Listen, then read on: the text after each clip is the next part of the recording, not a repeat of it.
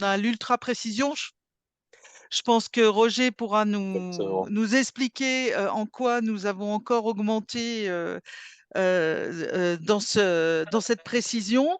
Roger Sonn est oncologue radiothérapeute à l'Institut Gustave Roussy. Il est chef de clinique.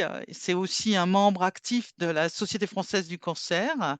Et je vais donc lui laisser la parole pour tout nous apprendre sur la radiomique actuelle et de l'an, on dit plus l'an 2000, alors de l'an 3000. Bon, merci beaucoup, Marie, pour l'introduction. Alors, je vais commencer à partager mon écran. Là, vous voyez bien le bon écran. Donc, effectivement, je vais vous parler de radiomique, euh, en particulier pour la cancérologie, mais on va voir, ce sera surtout dans la partie d'immunothérapie et l'immunothérapie radiothérapie, hein, puisque comme Marie vous a dit, je suis chef de clinique en radiothérapie à l'IGR. Alors, donc, je n'ai pas de conflit d'intérêt et normalement, c'est une présentation, je crois qu'on a 40 minutes et puis une 15 ou vingtaine de minutes pour discuter à la fin. Je peux pas me poser toutes les questions que vous voulez à la fin. Donc, l'immunothérapie, hein, c'est un traitement qui a révolutionné le cancer depuis une dizaine d'années. Euh, Aujourd'hui, enfin, donc, vous avez ici une représentation des effets de l'immunothérapie dans à peu près tous les cancers. Mais ce qu'on peut remarquer, c'est que le taux de, le taux de réponse, il est d'à peu près 20 à 40% en fonction du type tumoral. Donc ça veut dire qu'il y a plus de la moitié des patients qui vont pas répondre à ces traitements, alors que c'est une thérapie qui a permis de modifier vraiment le pronostic des patients, en particulier métastatiques très avancés. Donc ça soulève deux questions. Est-ce qu'il faut développer de nouvelles combinaisons avec l'immunothérapie pour améliorer ces résultats? Et aussi, est-ce qu'il faut des nouveaux biomarqueurs? Puisque les biomarqueurs actuels, hein, de l'immunothérapie validée, ça va être par exemple le PDL1 en particulier, ou la charge tumorale, ce qu'on appelle le TMB, la charge mutationnelle. Vous avez ici les performances de ces biomarqueurs, hein, sur une grosse méta-analyse. Et on voit qu'elles sont euh, en tout cas loin d'être parfaites. Est-ce que c'est moi qui fais tous ces petits traits? C'est pas... Euh, donc, je ne sais pas si vous voyez des petits points à l'écran. Bon, donc, pardon. Donc, ce dont je voulais vous parler, ça va être plutôt dans les stratégies de radiothérapie et d'immunothérapie, où en fait, on va avoir un traitement qui essaye d'améliorer les effets de l'immunothérapie en allant déclencher des signaux tumeurs. En détruisant des tumeurs, en fait, ça va larguer des antigènes qui vont être reconnus par le système immunitaire. Par exemple, sans immunothérapie, on a déjà démontré, enfin, il y a des cas où on a montré que des patients pouvaient répondre à distance d'un champ de radiothérapie. Et donc, tout ça, ça a un lien avec le système immunitaire qui va donc reconnaître la tumeur qui a été irradiée et traitée, et qui, avec cette connaissance, va pouvoir aller détruire des lésions à distance. Et donc, dans ce contexte, on sait que la radiothérapie, elle a un effet systémique qui potentiellement peut être amélioré, ou en tout cas boosté par des traitements d'immunothérapie. Et l'immunothérapie, hein, ça va être des traitements qui vont essayer pas de détruire une tumeur, mais plutôt de restaurer les fonctions immunitaires pour pour aller détruire ces tumeurs de façon indirecte, en restaurant les fonctions immunitaires du patient. Euh, le problème dans ces combinaisons, c'est que on ne sait pas encore les modalités optimales pour, euh, pour pouvoir déclencher ou optimiser cet effet systémique de la radiothérapie. Il y a eu beaucoup d'essais cliniques qui ont des résultats un petit peu discordants avec des essais positifs ou négatifs. Et probablement, donc, au début, on avait commencé par irradier une seule lésion dans ces essais, dans ces essais d'association. Et en fait, il y a plusieurs données qui montrent que peut-être qu'il faut irradier plusieurs lésions, mais après, quelles lésions choisir, comment les choisir et à quelle dose les traiter. Donc tout ça, c'est des questions pour l'instant dont on commence à avoir des réponses, mais il n'y a rien de formel pour optimiser ces thérapies. Et donc, en fait, probablement qu'il y a une réponse, en fait, ça va être que tous ces traitements qui apportent enfin, qui vont traiter la maladie, et en particulier l'hétérogénéité de la maladie, il y a un outil qui permet d'évaluer tout ça de façon très simple, c'est l'imagerie. Parce que l'imagerie, elle arrive à décrire, en fait, c'est ce qu'on voit, hein, donc dans les scanners ou les scanners ou les PET scanners ou enfin les imageries médicales des patients, c'est qu'on va pouvoir évaluer avec un examen simple toute la maladie du patient. Et donc euh, probablement qu'avec les outils d'intelligence artificielle, on va pouvoir mieux décrypter toute la maladie du patient et pouvoir donc mieux comprendre ou optimiser nos traitements et pouvoir répondre à ces questions, donc la dose, le nombre de cibles et le choix des cibles.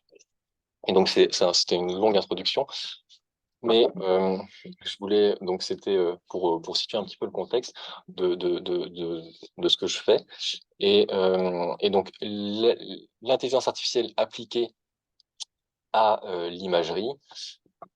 C'est un domaine particulier qu'on appelle la radiomique, un petit peu comme quand on parle de génomique avec les gènes.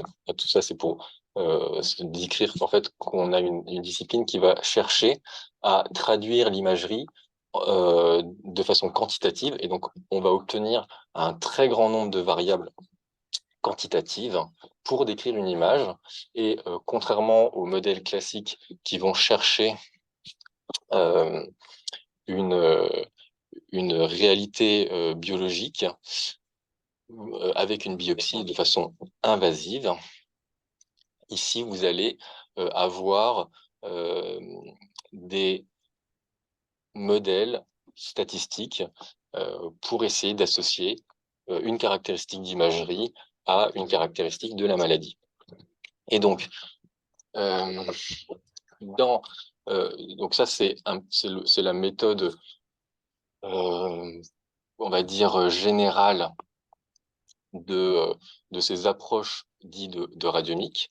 Ça va être donc de partir d'une partie de l'image, donc ce qu'on appelle un volume d'intérêt, donc en particulier une tumeur par exemple, et de ce volume d'intérêt extraire de l'information, donc soit en partie sa forme, soit la façon dont elle est représentée sur l'image, ou avec des outils un peu plus avancés de deep learning, enfin, les réseaux de neurones, tout ça, on va parler un petit peu plus en détail, mais l'idée c'est de mieux caractériser votre maladie de façon objective, parce qu'en radiologie, en fait, on a tendance, à part la taille des lésions, on a beaucoup de caractéristiques qui vont être plutôt subjectives. Donc là, c'est vraiment d'essayer de quantifier avec des variables qui vont être robustes et mesurables votre maladie pour pouvoir ensuite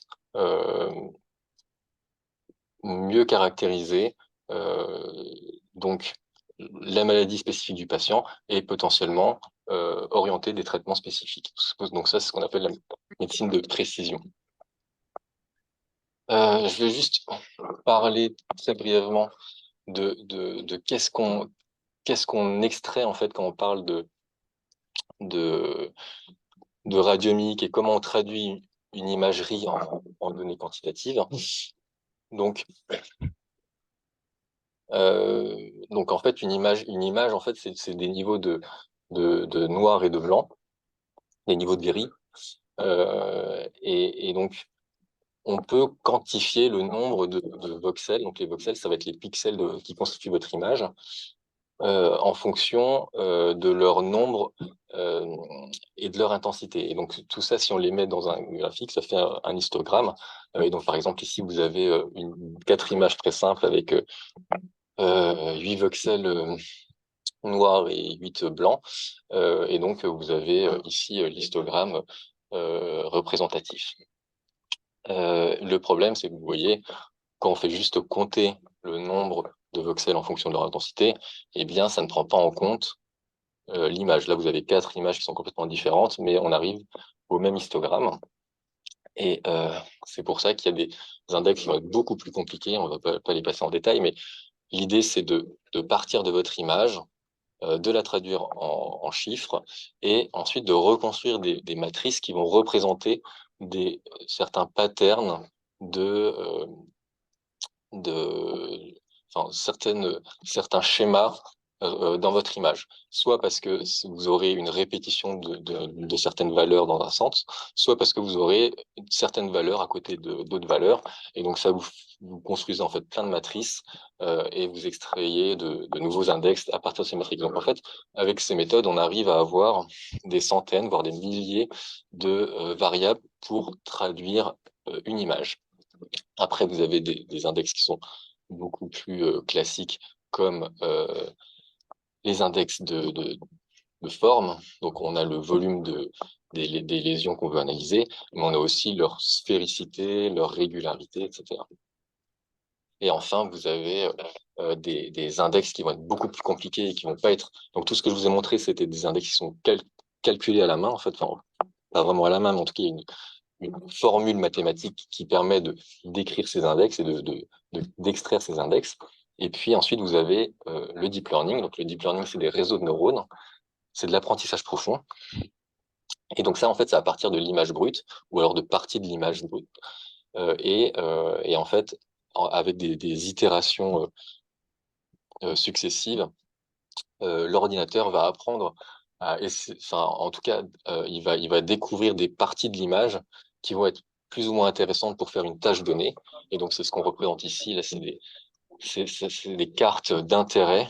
Et donc, on voit sur quelle région de l'image votre algorithme, évidemment, il s'est intéressé pour essayer de prédire quelque chose.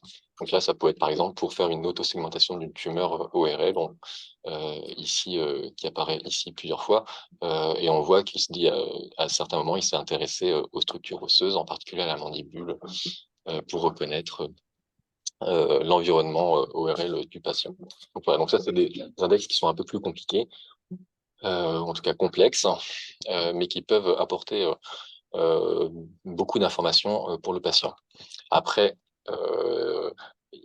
donc, quand on parle d'image, il faut bien comprendre que ce qu'on voit n'est pas le niveau de détail de l'image en elle-même, puisque l'œil humain est capable de voir à peu près 32 voire 60 niveaux de gris, mais pas plus, mais alors que l'image, elle va en contenir 16 000 ou plus, ou 32 000.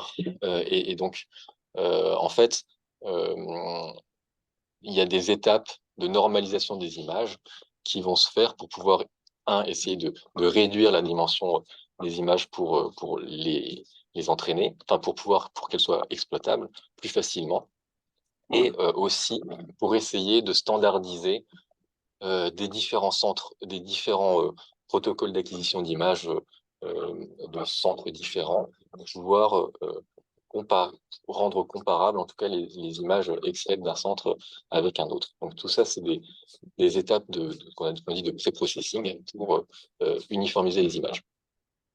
Et ensuite, une fois que l'information a été extraite, on passe dans le domaine du machine learning classique. Le machine learning, c'est l'apprentissage automatique en français. Et donc, on part de votre image et on essaye de résoudre un problème à l'aide d'algorithmes spécifiques. Et donc, le problème qu'on veut résoudre, ça peut être vraiment tout ce qu'on veut, c'est-à-dire est-ce que la lésion qu'on a définie est un cancer ou est-ce que ça n'en est pas un? Donc, ça va être le diagnostic. Si c'est un cancer, est-ce qu'on peut l'associer à une caractéristique biologique particulière de ce cancer? Par exemple, pour les cancers du poumon, est-ce qu'il y a une mutation particulière activatrice qui va être intéressante pour un traitement? Heu et après, ça peut être aussi du pronostic. Est-ce que les caractéristiques de votre image, sont plutôt, de bons ou de mauvais pronostics pour le patient, et éventuellement ainsi, heu, permettre de lui donner plus ou moins, des traitements, heu, lourds, en fonction du pronostic attendu. Donc ce qu'il faut retenir juste de ces modèles dans ces étapes de machine learning, c'est qu'en fait, on va être dans des jeux de données souvent qui sont très importants, avec souvent beaucoup plus de variables que de patients.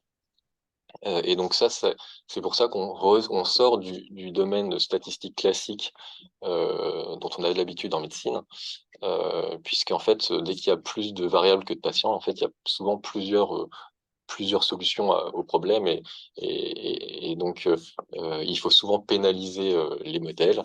Donc c'est pour ça que ça fait appel à des, hem, à des modèles spécifiques, et ce qui va être important souvent, ça va être aussi d'éviter, un biais qui est très important, qui a un risque dans ces études, c'est, le risque de surapprentissage. C'est-à-dire, que, souvent, et en tout cas, comme on donne un jeu de données et on demande à l'ordinateur d'apprendre, heu, une réponse à partir de ce jeu de données, le risque, c'est que, l'ordinateur apprenne vraiment très bien, à partir de toutes les données que vous lui avez montrées, tellement bien qu'il fait quasiment plus de fausses sur ce jeu de données.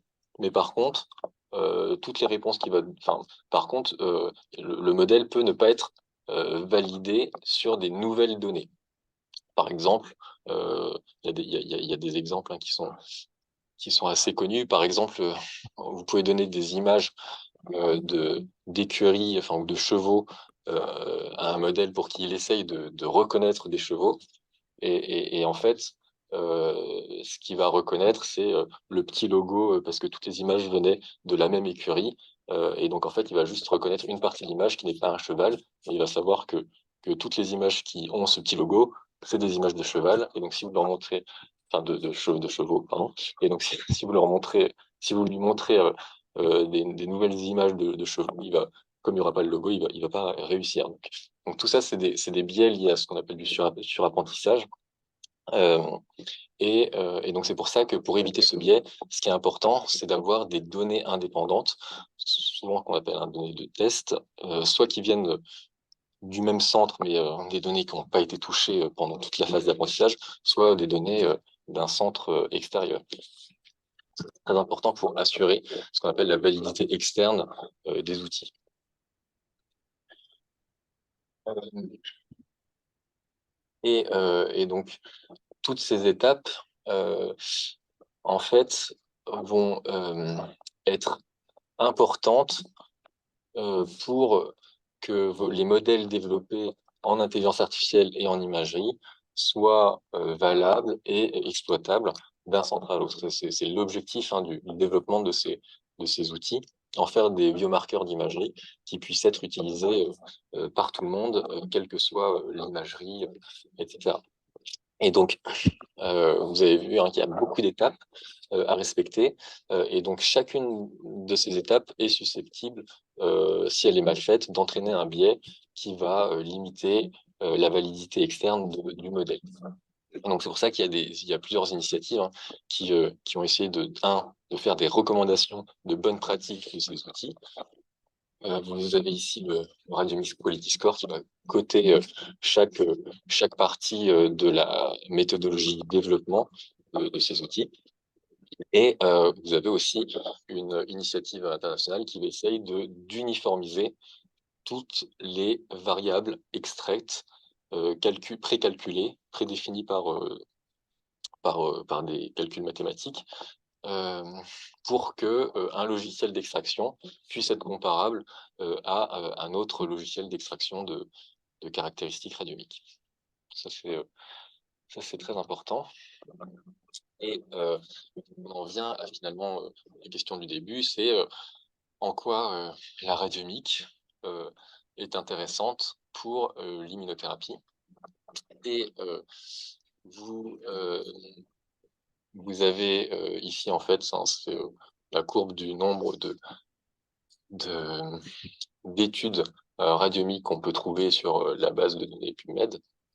Vous voyez, hein, c'est une discipline qui est assez récente, hein, puisque ça commence en 2014-2015, les premières études qui parlent de ça, et ça a explosé ces dernières années, et en particulier les études de radiomiques pour l'immunothérapie en orange. Alors, il y a plusieurs façons de faire de radiomiques pour l'immunothérapie. Soit vous utilisez votre imagerie pour essayer de prédire de la biologie sous-jacente à l'imagerie, hein, puisque, je ne sais pas si je l'ai dit, mais en fait, le concept de l'intelligence artificielle sur une imagerie médicale, c'est qu'on se dit que l'image qu'on voit, c'est le reflet non seulement de l'architecture des tissus sous-jacents, mais aussi de la composition cellulaire et biologique sous-jacente au tissu. Et donc, avec des modèles très précis, et en tout cas de l'intelligence artificielle, on peut remonter aux composantes tissulaires, cellulaires ou biologiques des tissus visibles par l'imagerie. Et donc, vous avez des études qui vont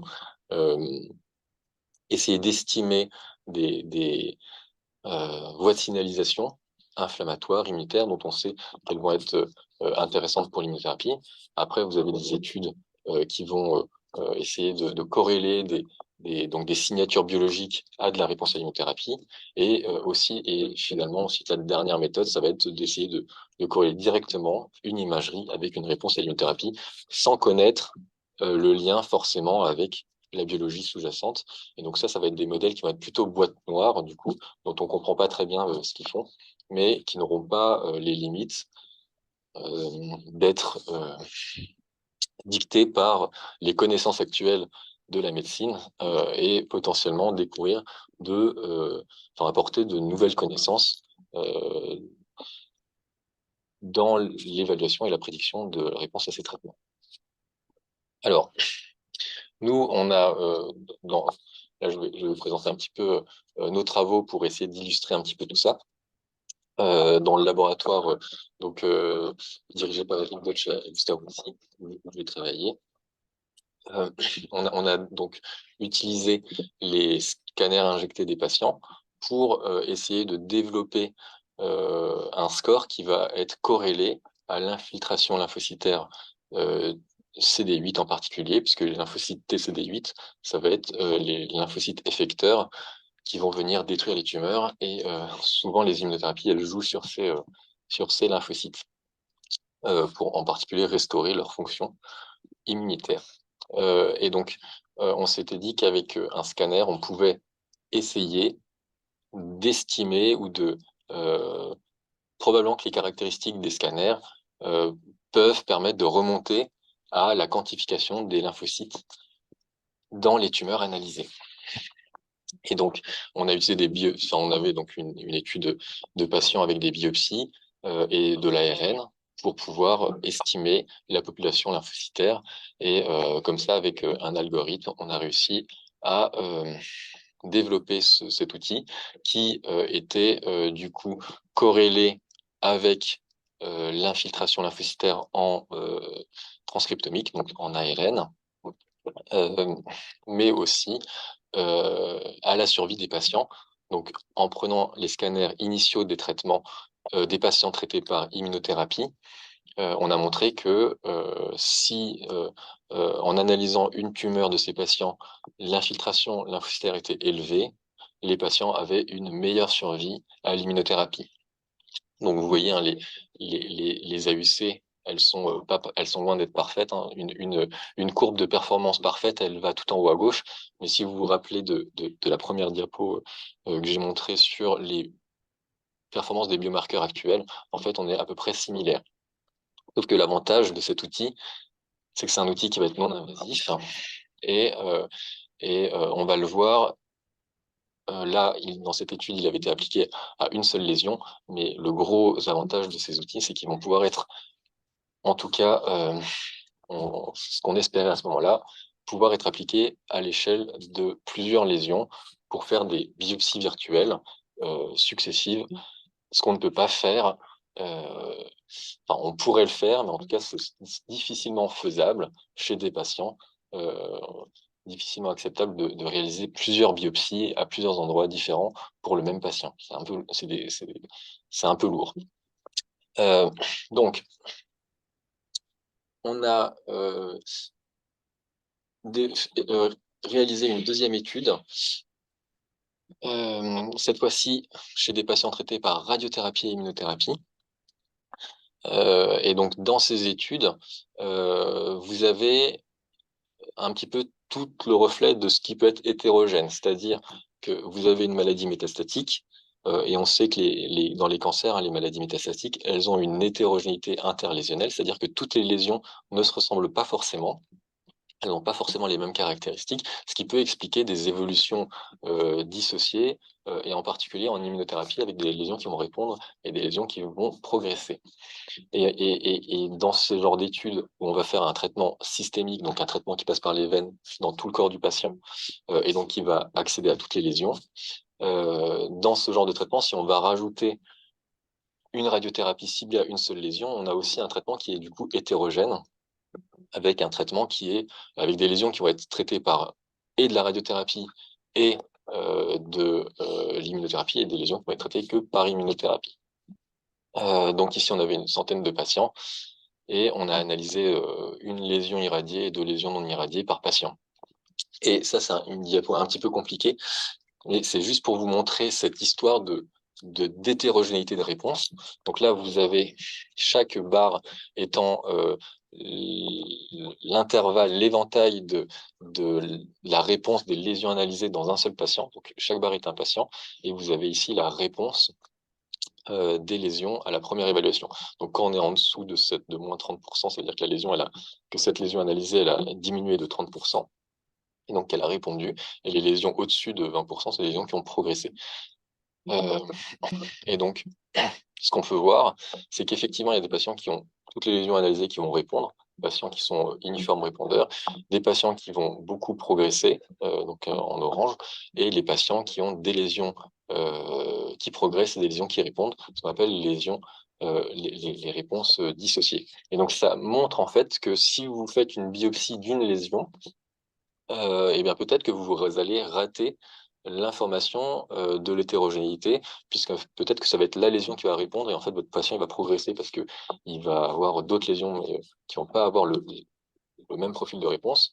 Et donc ça peut être un des premiers facteurs qui vont expliquer que les biopsies actuelles, elles n'ont pas une performance de prédiction, ou en tout cas des performances parfaites pour identifier les patients qui vont répondre à l'immunothérapie.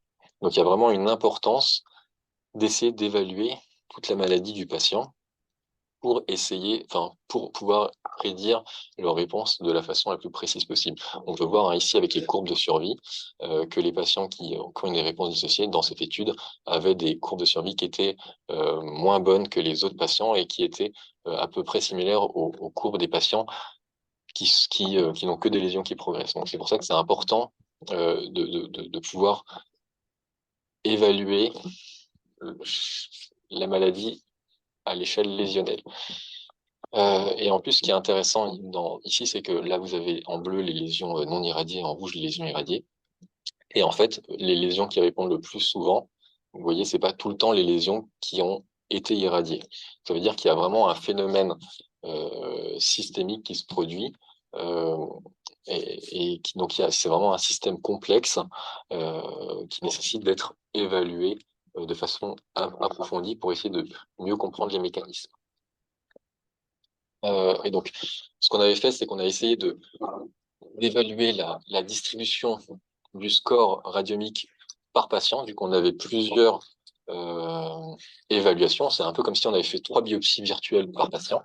Et donc, en fonction du score radiomique, on a montré que à l'échelle de la lésion, on avait quand même une corrélation avec la réponse des lésions. Donc, plus le score d'infiltration lymphocytaire était élevé, et plus il y avait de chances que les lésions répondent à l'échelle des lésions. Et en plus, à l'échelle du patient, euh, on voyait qu'il y avait des index qui étaient intéressants pour essayer de prédire le pronostic du patient. Ici, vous avez les courbes pour la survie sans progression, ici pour la survie globale.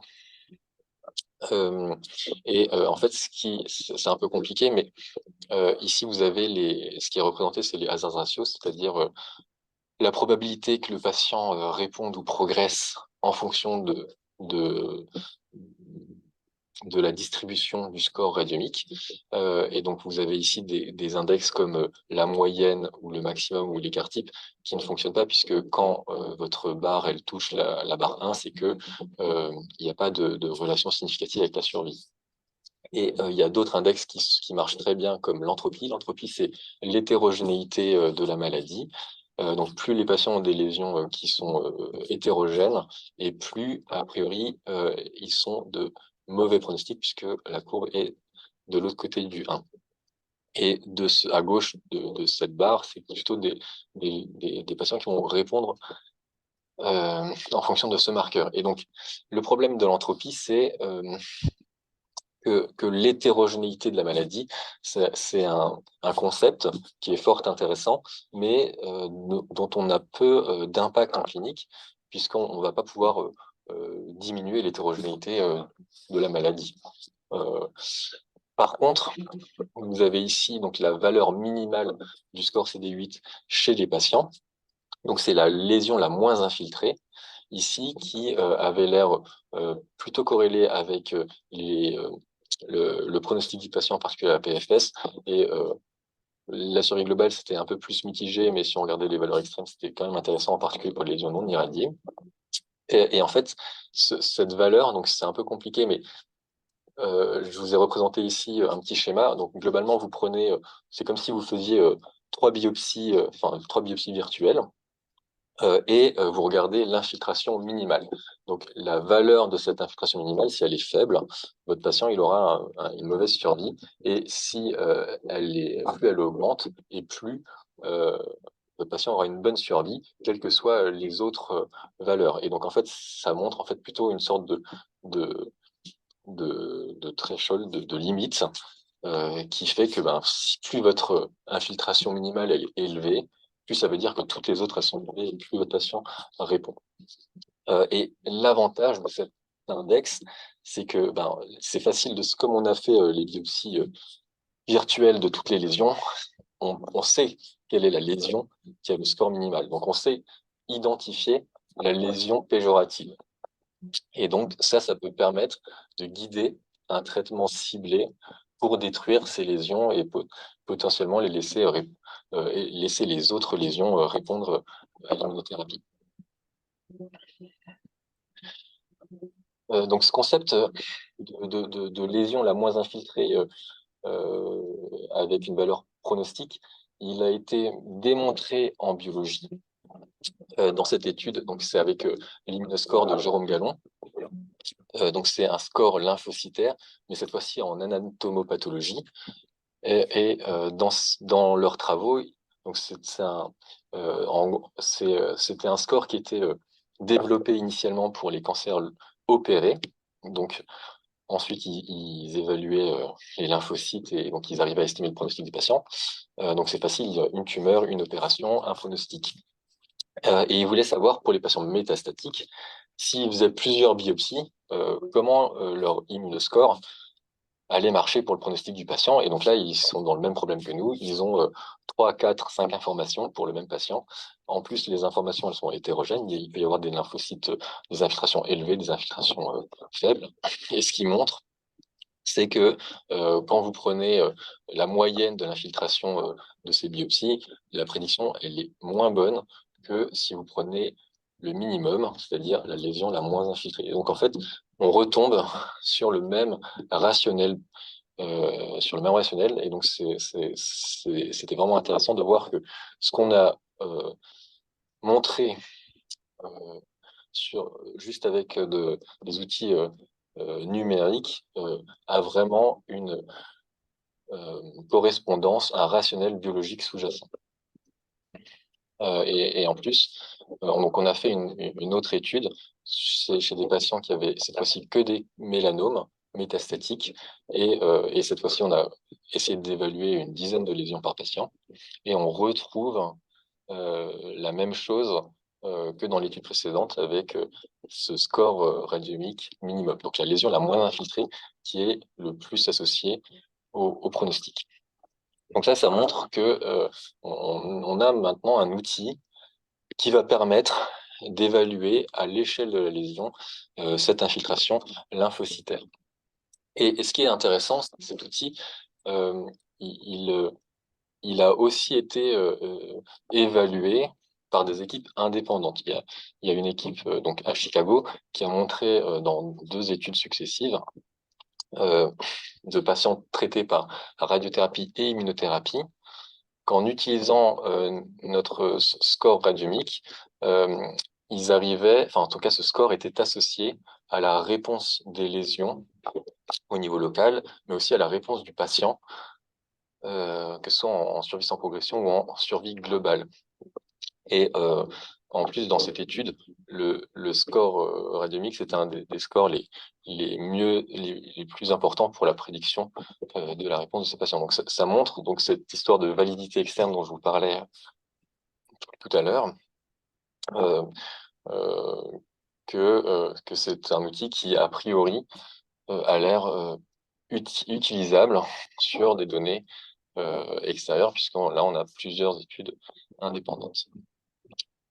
Et donc, ça soulève quand même une question, c'est jusqu'où on s'arrête, ou en tout cas, quel est le niveau d'évaluation de l'hétérogénéité nécessaire pour capter l'information représentative de la maladie du patient.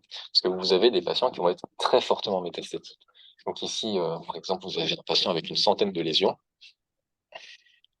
et les outils radiologiques d'évaluation des maladies, pour l'instant, c'est des outils, par exemple, RECIST en cancérologie, où en fait, les radiologues vont mesurer 3 à maximum 5 lésions.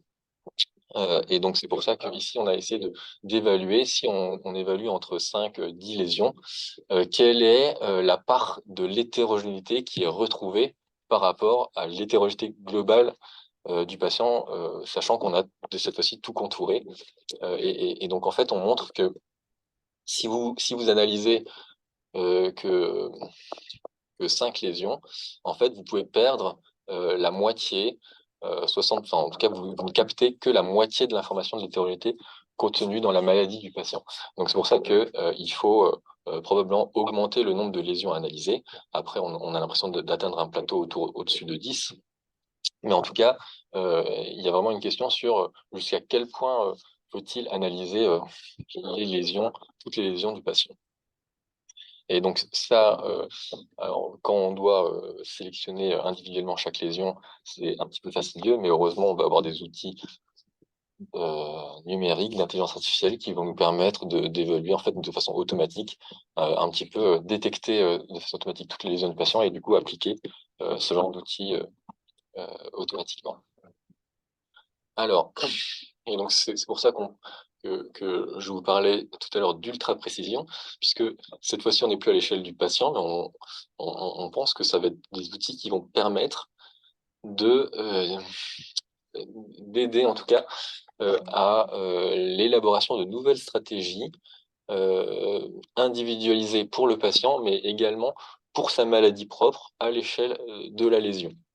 Et donc, par exemple, en immunothérapie, je ne suis pas allé dans le détail, mais on pense que la radiothérapie, elle a plein d'effets synergiques avec l'immunothérapie en fonction de la dose, avec des doses qui peuvent être plutôt faibles et stimuler le système immunitaire, ou alors des doses fortes qui vont venir détruire des tumeurs qui n'auraient pas répondu à l'immunothérapie. Et donc, probablement que ce genre d'outil va permettre de panacher notre radiothérapie à des lésions très spécifiques pour pouvoir optimiser la réponse des patients à ces traitements.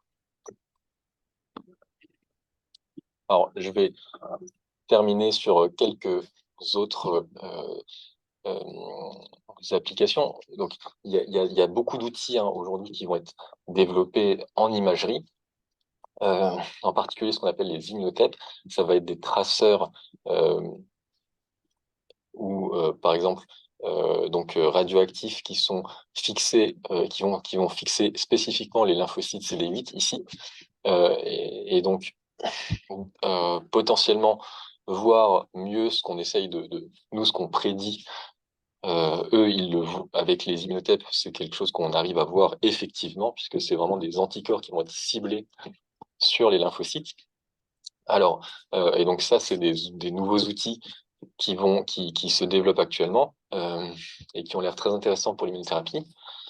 Après, c'est des techniques qui sont très compliquées, c'est des traceurs euh, qui sont chers, donc dont l'utilisation va être limitée à des centres experts.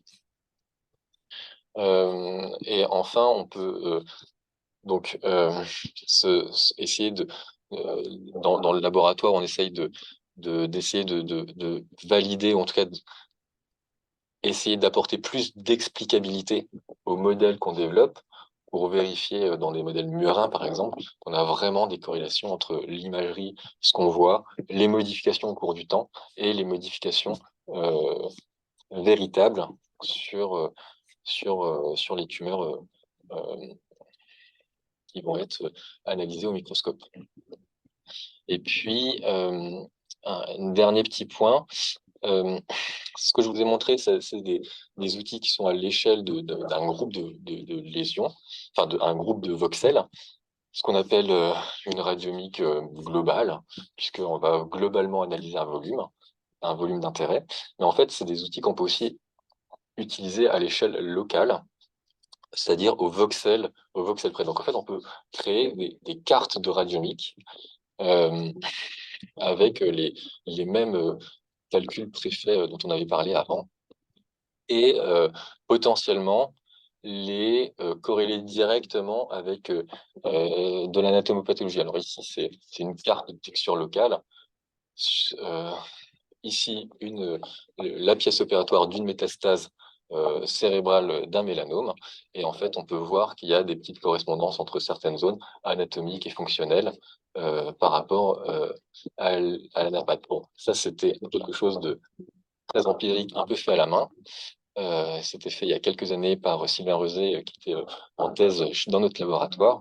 Et aujourd'hui, en fait, avec l'explosion de l'intelligence artificielle et en particulier des réseaux de neurones profonds, vous avez tous vu sur Facebook des logiciels qui permettent de passer d'une photo à un tableau, etc. Mais en fait, c'est des outils qui sont aujourd'hui utilisables aussi en médecine sur le traitement de l'image. Et par exemple, vous avez Amaury Leroy qui est en thèse aussi dans notre laboratoire, qui travaille sur la transformation d'une imagerie scanner en anatomopathologie, avec des résultats qui sont très intéressants, puisque du coup, vous voyez ici qu'on peut passer du scanner à de l'imagerie anapathe, donc faire des lames anapathes virtuelles pour pouvoir caractériser les maladies à l'échelle du micromètre. Voilà. Donc, voilà tout ce que je voulais vous dire. La radiomique, c'est vraiment un outil qui est récent et qui a l'air très prometteur pour beaucoup de champs, que ce soit diagnostic, pronostic ou le suivi des patients. L'avantage, c'est que c'est un outil qui est non invasif, qui est applicable sur les imageries actuelles, puisque c'est de l'intelligence artificielle. Et c'est un outil qui permet, en particulier dans les maladies métastatiques, d'évaluer toute la maladie du patient et son hétérogénéité tumorale. Et donc, probablement qu'avec ce genre d'outils, ça va nous apporter de nouvelles connaissances, ça va permettre de mieux analyser des systèmes complexes, en particulier dans les associations, par exemple, de radiothérapie et d'immunothérapie, et éventuellement d'aider à de nouvelles stratégies vraiment adaptées au patient et à sa maladie. Voilà. Donc après, c'est des outils qui sont en développement et qui vont nécessiter donc des études spécifiques avec des designs adaptés pour pouvoir les valider et les faire passer en routine clinique. Merci beaucoup pour votre attention et puis du coup, on peut passer aux questions si vous voulez. Merci Roger. Je vais remettre le micro de Marie.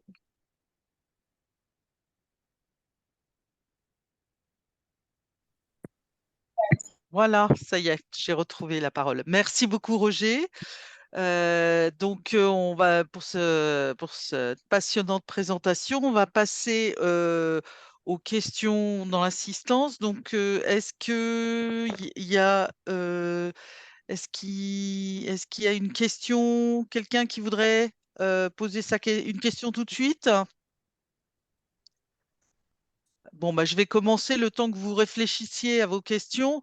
J'avais une question parce que dans le développement de toutes ces nouvelles techniques, bon, assez souvent, on arrive à une des premières étapes, c'est de définir les limites aussi de la technique parce qu'elles sont toujours très, très prometteuses, mais on sait bien qu'il y a toujours bon, des exceptions qui confirment les règles et donc des situations où la radionique s'est avérée plutôt décevante.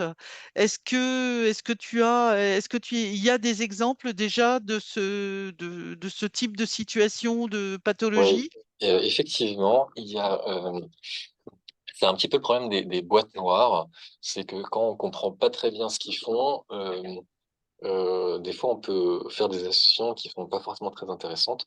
Il y avait, une étude, enfin, il y a même plusieurs études qui s'étaient intéressées à évaluer le pronostic des patients traités par cancer ORL, et pulmonaire. Donc c'était une équipe néerlandaise qui avait, développé un outil, de radiomique, qui marchait très bien, donc quelque chose de très complexe, hein, un petit peu comme je vous ai montré, qui permettait de prédire le pronostic des patients, de façon un petit peu complexe, mais qui marchait très bien sur plusieurs études successives. Et en fait, il s'était rendu compte que cet outil, en fait, c'était juste une représentation du volume tumoral. C'est-à-dire que, en fait, le TNM ou la taille de la tumeur faisait tout aussi bien. Et c'était quelque chose de beaucoup plus simple.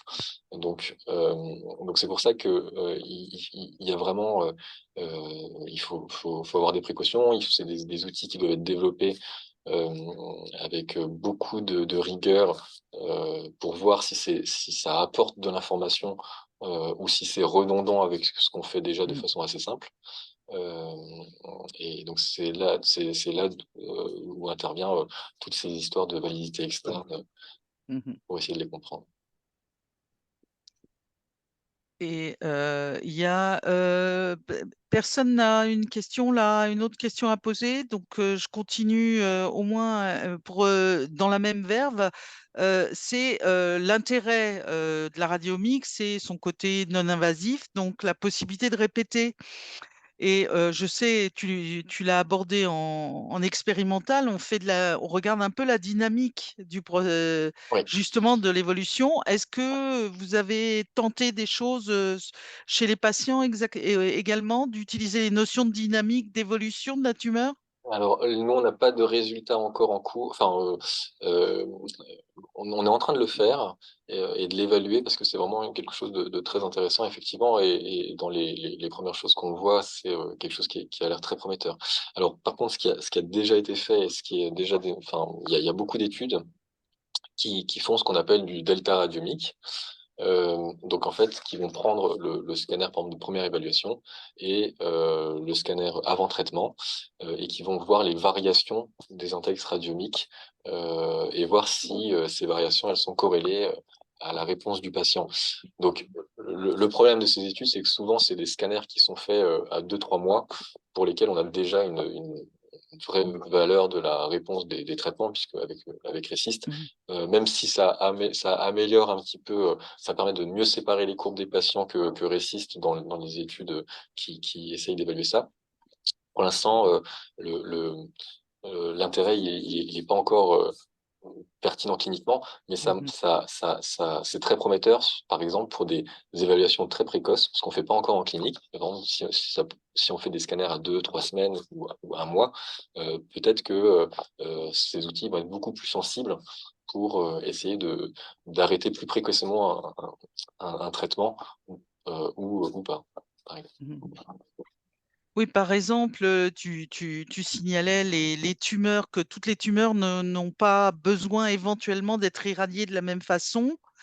Est-ce qu'on peut avoir, or on peut revenir irradier si une tumeur aurait dû être irradiée, elle n'est pas irradiée. Ouais. Est-ce qu'on peut avoir une réponse assez rapidement de savoir que s'il y a un bénéfice immédiat sur l'irradiation que ce soit au niveau systémique ou au niveau d'ailleurs individuel de la tumeur?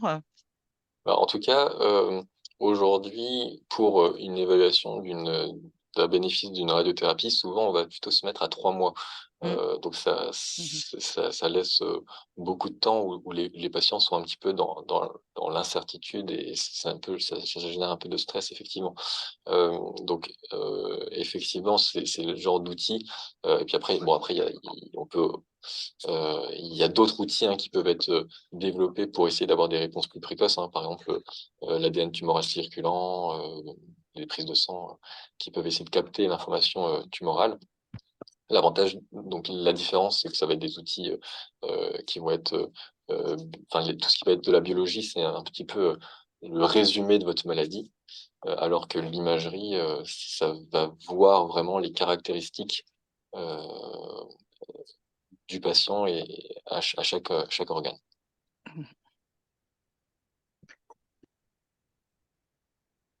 Moi, j'ai une question. Ah, super. Bonjour. Alors, moi, je suis Bonjour. radiologue à Montpellier, à l'ICM. Et en fait, je suis directrice d'équipe INSERM en fait, on fait de l'intelligence artificielle et de la radiomique. Euh, donc, ça m'intéresse bien ce que vous faites. Et en fait, moi, je travaille surtout sur l'ovaire sur l'ovaire et sur l'hétérogénéité de la tumeur et surtout des implants de carcinose. Et donc, en fait, lorsque vous dites que c'est 12 à peu près le seuil pour avoir vraiment, pour capter toute l'hétérogénéité, bon, nous, on s'était arrêté à 5 parce que déjà, c'était beaucoup de Mmh. récupérer 5 implants par le chirurgien.